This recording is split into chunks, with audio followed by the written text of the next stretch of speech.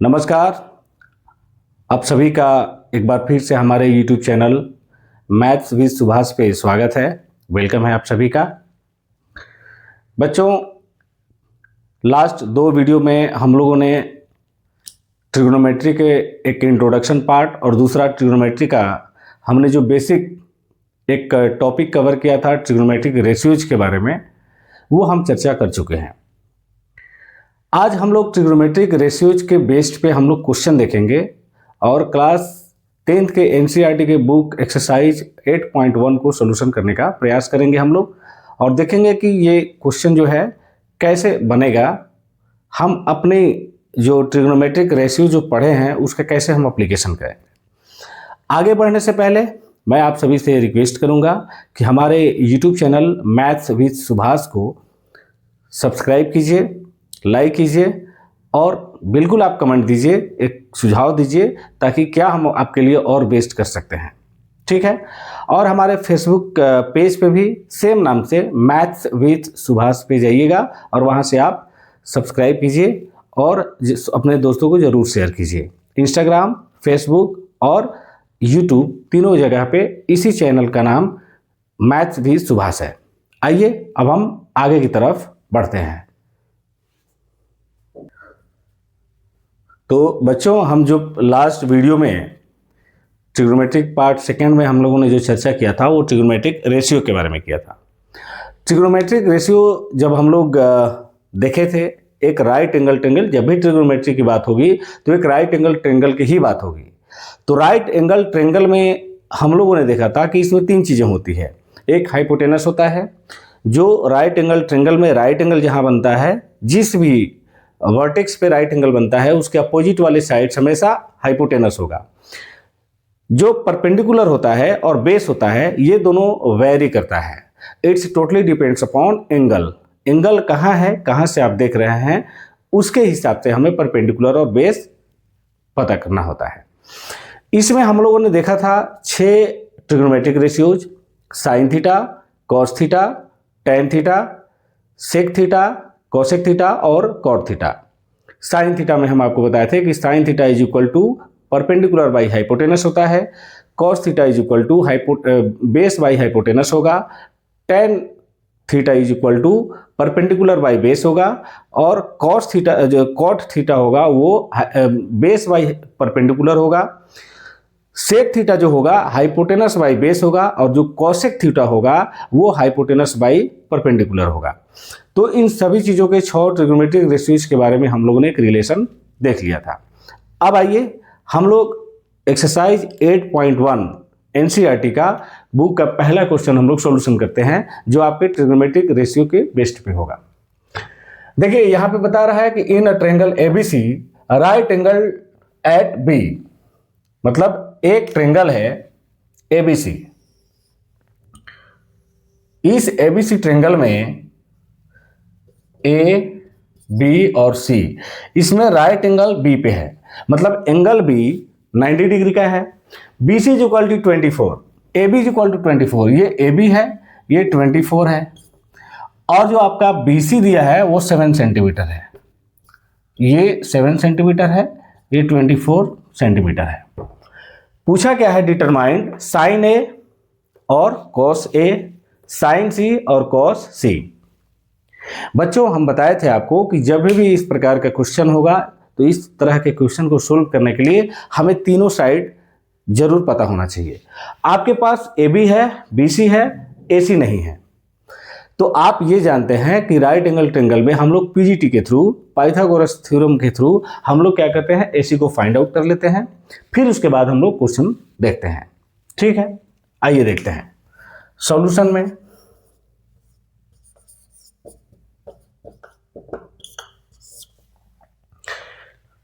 In triangle ABC by PGT,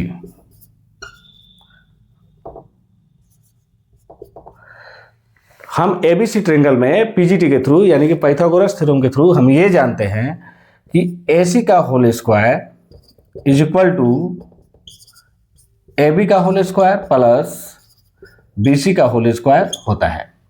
अर्थात किसी भी राइट एंगल ट्रायंगल में जो हाइपोटेनस होता है उसका स्क्वायर बाकी दो छोटे साइड के स्क्वायर के सम के बराबर होता है।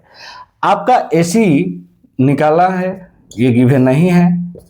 AB दिया है 24 का whole square plus BC 7 centimetre है, 7 का होल स्क्वायर।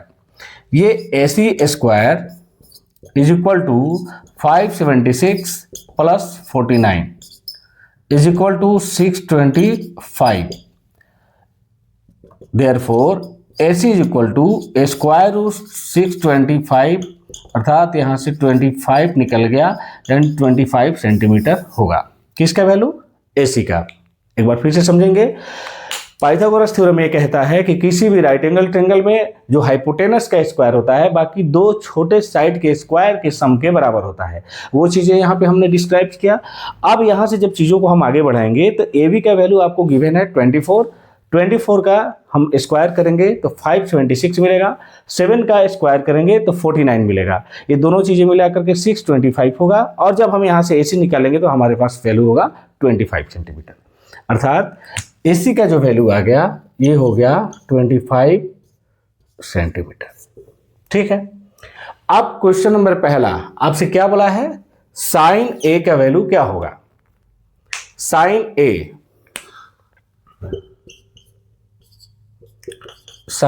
A बच्चों, अब यहां ध्यान देंगे हम अच्छे से। साइन A का जो वैल्यू पूछा है तो किस एंगल का वो चर्चा कर रहा है? इसका।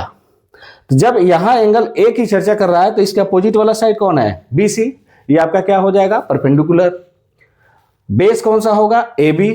और इसके लिए हाइपोटेनस तो हमेशा ये AC होगा। तो अब यहां देखेंगे sine A is equal to हमें क्या होता है? Perpendicular by hypotenuse. अब यहां पे परपेंडिकुलर की बात करें तो A है, इसके सामने वाला साइड कौन सा है? BC। तो BC हमारा परपेंडिकुलर बन गया, और हाइपोटेनस कौन सा हो जाएगा? AC। ये तो रहेगा ही रहेगा। तो BC का वैल्यू आपका कितना दे रखा है?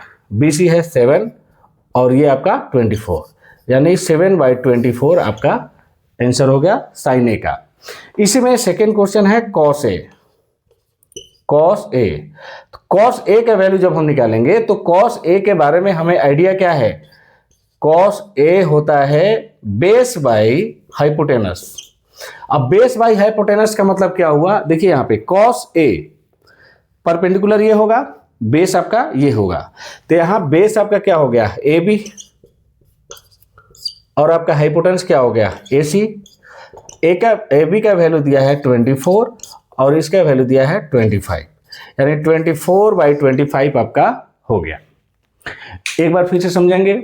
हमें साइन A का वैल्यू जब निकालना होगा तो इस राइट एंगल ट्रायंगल में मैंने कई बार बताया है कि हाइपोटेनस आपका हमेशा फिक्स होगा, क्योंकि वो जो राइट एंगल ट्रायंगल होगा उसके अपोजिट वाले साइड को हम लोग हाइपोटेनस बोलेंगे।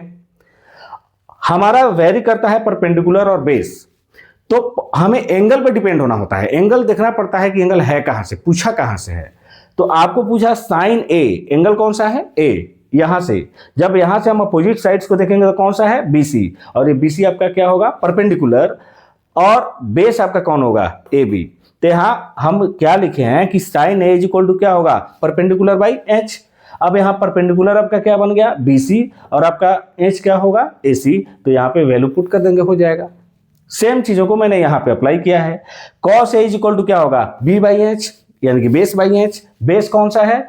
तो अब देखिए, चूंकि A वाला पूछा है तो यहां से जब हम देखेंगे तो ये परपेंडिकुलर हुआ और ये बेस हुआ, तो बेस AB हो जाएंगे, और आपका ये AC क्या बन जाएगा? हाइपोटेनस बन जाएगा। यहां से वैल्यू पुट करेंगे 24/25 हो जाएगा। ठीक है, ये दो चीजें हैं। सेकेंड में आपसे पूछा है साइन C और कॉस C क्या होगा? देखेंगे, ध्यान देंगे यहां पे। साइन C,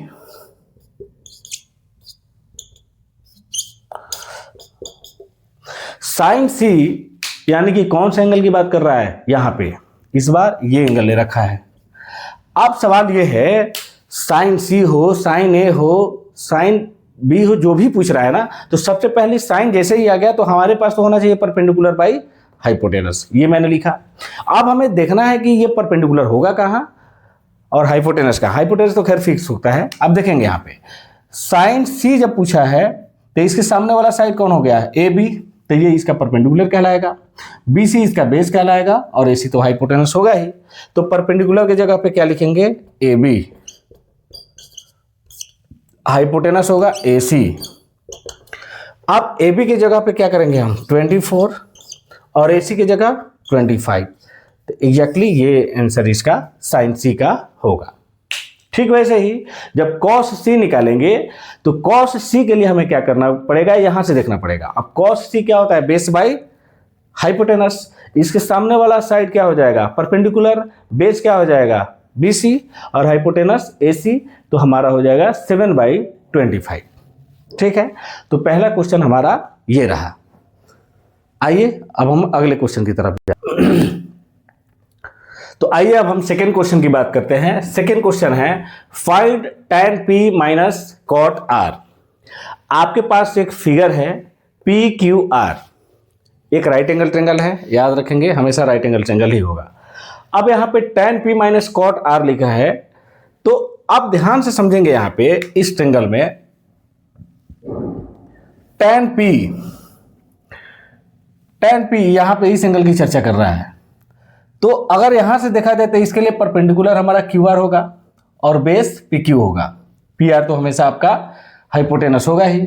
ये बार बार चर्चा हालांकि करने की जरूरत नहीं है हाइपोटेनस का, क्योंकि वो समझ में आ जाती है कि जो राइट एंगल ट्रायंगल होते हैं उसका अपोजिट वाला साइड होता है। दूसरा है cot R। अब यहां से पूछा है R के सामने साइड PQ है, मतलब ये परपेंडिकुलर होगा और QR आपका बेस होगा। तो देखिए tan P यहां लिख लेते हैं, tan P ये क्या होता है, परपेंडिकुलर बाई बेस। अब यहां tan P की बात कर रहे हैं तो हमारा परपेंडिकुलर क्या बनेगा QR और हमारा बेस बनेगा PQ। एक चीज ये आ गया। एंड अगर हम cot R का वैल्यू देखें, cot R, तो cot R की तरफ से देखेंगे तो हमारा परपेंडिकुलर बनेगा PQ और ये बनेगा बेस QR। तो cot R के लिए हम क्या जानते हैं, B/P, यानी कि बेस बाई परपेंडिकुलर।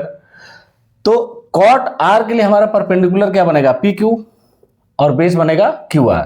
तो हमारे लिए ये चीज हो जाएंगे QR ऊपर और नीचे में हो जाएंगे PQ। सेम चीजों को यहाँ पे आपको पुट कर देना है, tan P minus cot R, tan P का वैल्यू आ गया QR बटा PQ और इसका भी वैल्यू आ गया QR बटा PQ। दोनों कैंसिल होके आपका बन जाएंगे 0। तो ये हमारा आंसर हो गया इस क्वेश्चन का। ठीक है, आप सभी को दिल से धन्यवाद इस वीडियो को देखने के लिए। मैं उम्मीद करता हूं कि आप लोगों को ज़रूर अच्छा लगेगा। और आप लोग अगर ये वीडियो देख रहे हैं, अच्छी लग रही है पढ़ाई, तो निश्चित रूप से आप शेयर करें, सब्सक्राइब करें, कमेंट्स करें, लाइक करें और अपने दोस्तों के बीच में ये वीडियो को शेयर करें ताकि ज़्यादा से ज़्यादा एक्सपैंड हो और हमें ज़्यादा से ज़्यादा वीडियो बनाने की अप्रिसिएशन मिले। हम आप लोग के लिए काम करें। Thank you very much.